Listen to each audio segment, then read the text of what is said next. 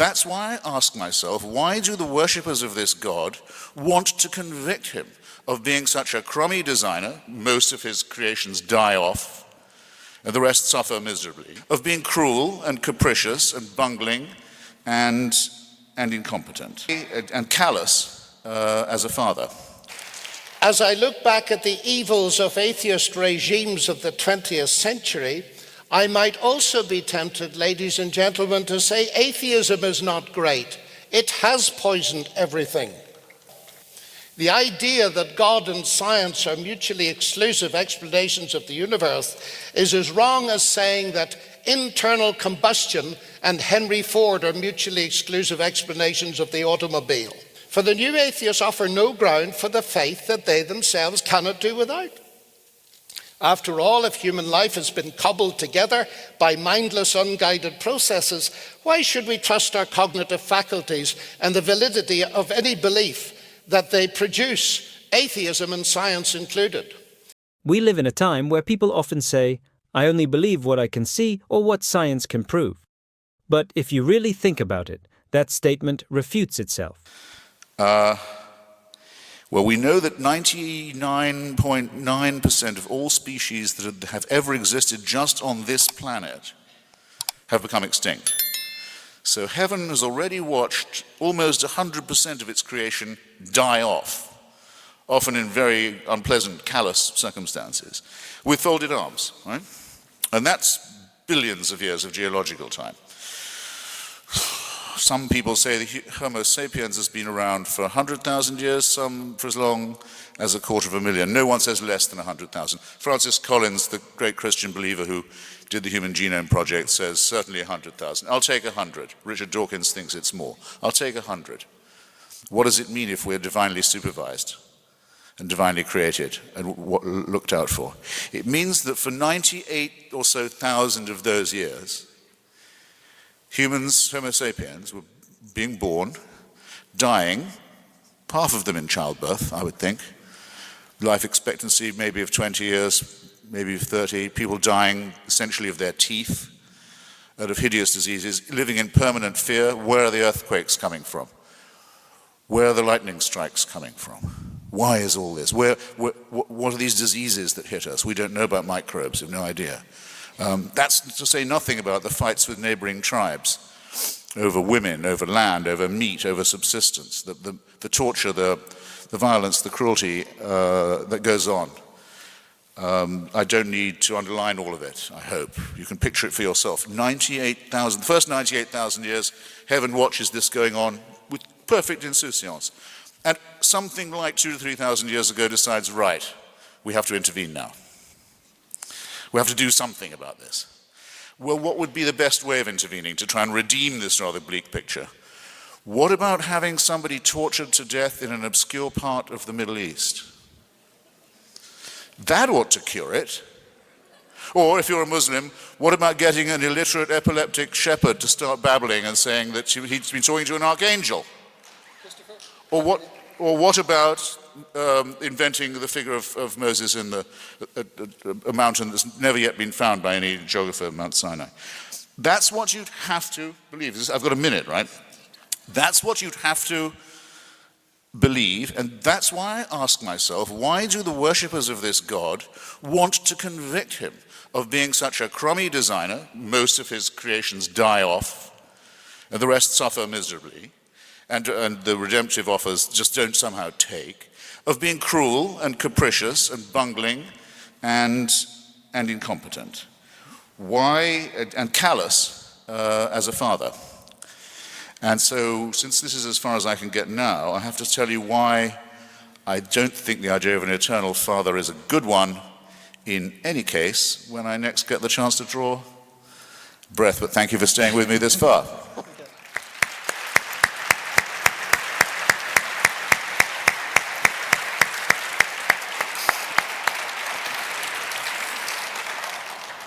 As I look back at the evils of atheist regimes of the 20th century, I might also be tempted, ladies and gentlemen, to say atheism is not great. It has poisoned everything. As it is, I hold that science shows some of the greatness of God. The famous physicist James Clerk Maxwell, who discovered electromagnetic theory, inscribed above the door in his laboratory in Cambridge University the words, "Great are the works of the Lord, studied by all who delight in them." Yet Christopher Hitchen says, thanks to the telescope and the microscope, religion no longer offers an explanation of anything. I find it impossible as a scientist to take such a statement seriously, as if using a microscope and a Rembrandt painting could disprove the existence of Rembrandt himself. The idea that God and science are mutually exclusive explanations of the universe is as wrong as saying that internal combustion and Henry Ford are mutually exclusive explanations of the automobile. Let us talk about something people often misunderstand, this idea that God and science are somehow enemies. You have probably heard it said before, you can believe in God and still believe in science. But that's just not true, not historically, not logically, and not philosophically. Because the truth is, science and faith aren't at war with each other. They're looking at the same reality, just from two different angles.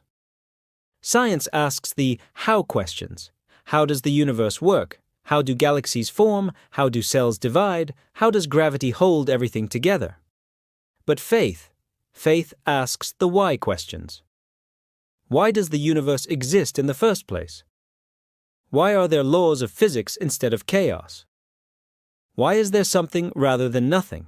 Those aren't scientific questions. They're philosophical ones, and science, as powerful as it is, can't answer them. What is amazing is that the very foundation of modern science was laid by people who did believe in God.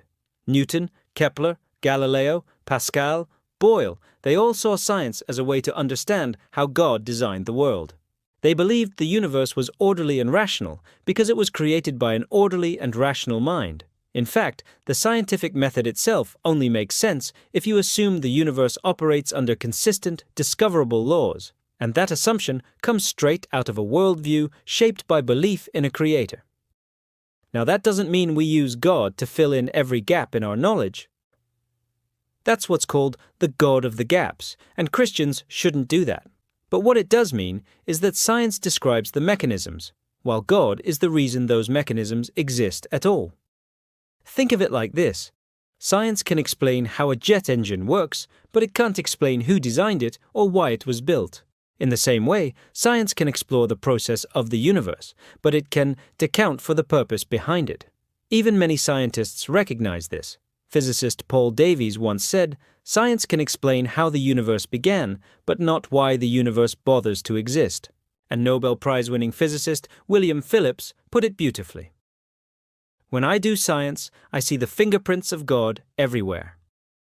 So no, God and science aren't mutually exclusive. They're deeply intertwined.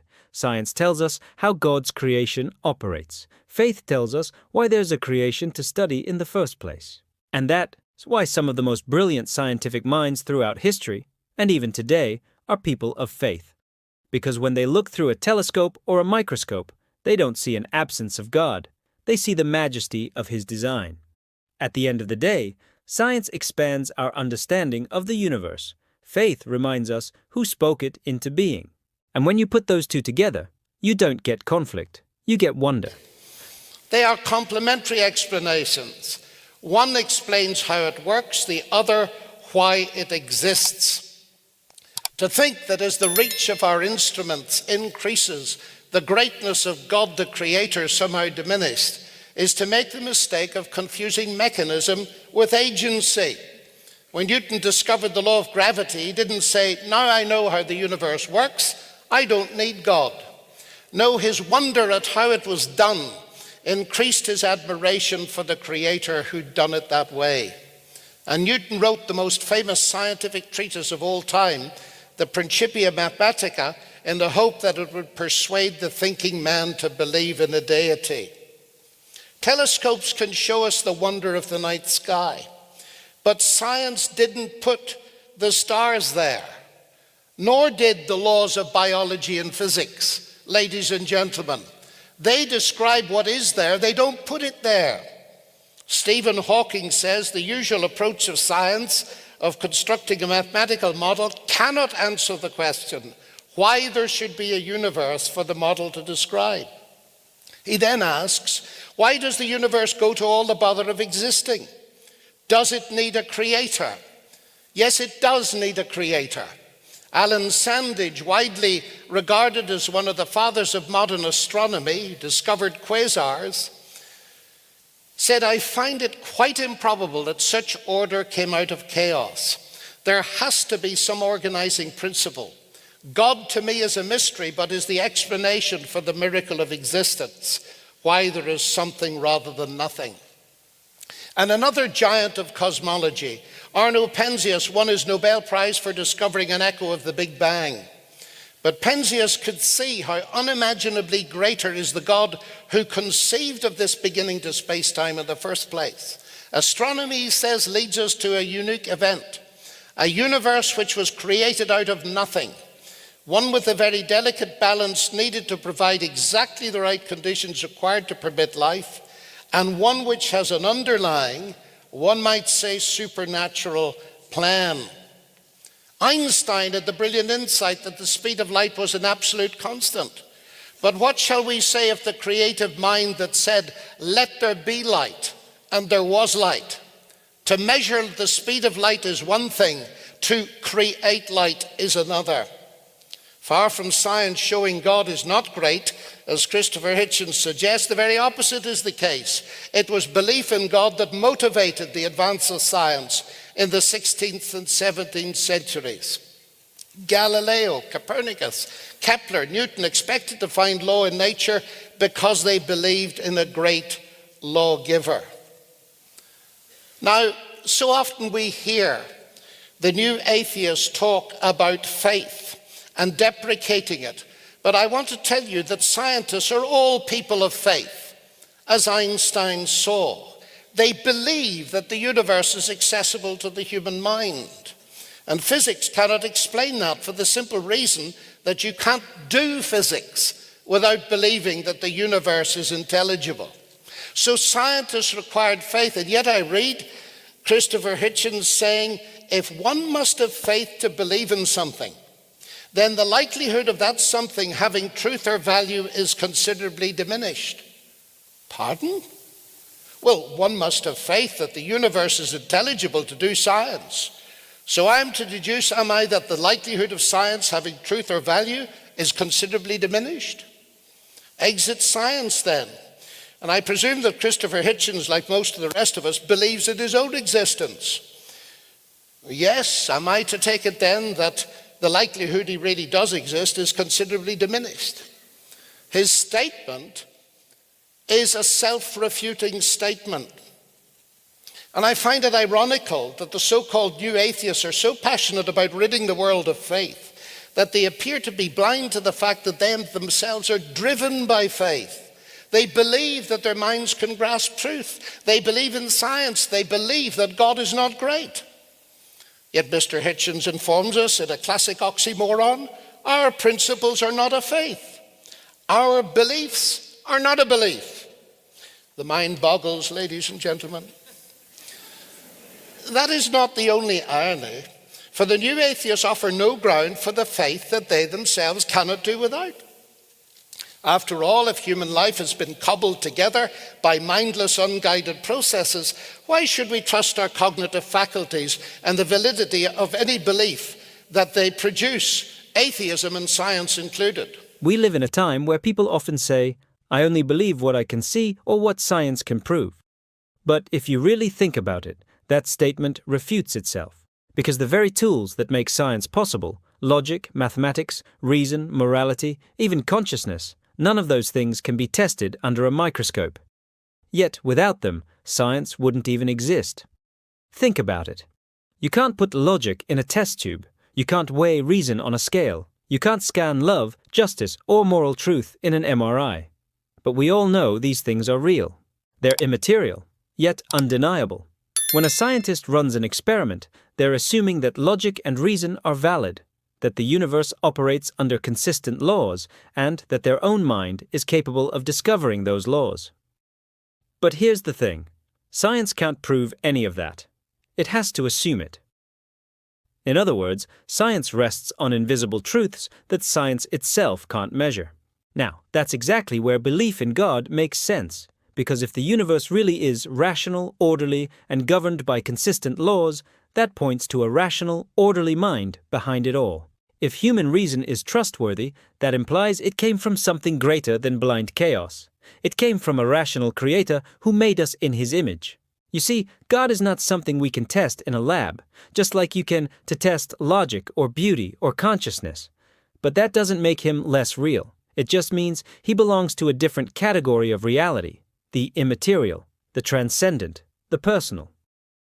The irony is that those who say, "I only believe in science," are already standing on immaterial ground, using logic, reason, and truth, none of which science can produce or explain. So in a way, every time someone argues against God using logic, they're actually borrowing from God's framework to do it.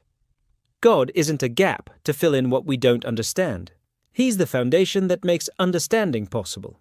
He's the reason our minds can comprehend the universe at all. So yes, you can't test God in a laboratory, but you also can't test the very things that make the laboratory possible. And just like logic, love, and reason, God is unseen, but essential. He's not just part of reality. He's what grounds it.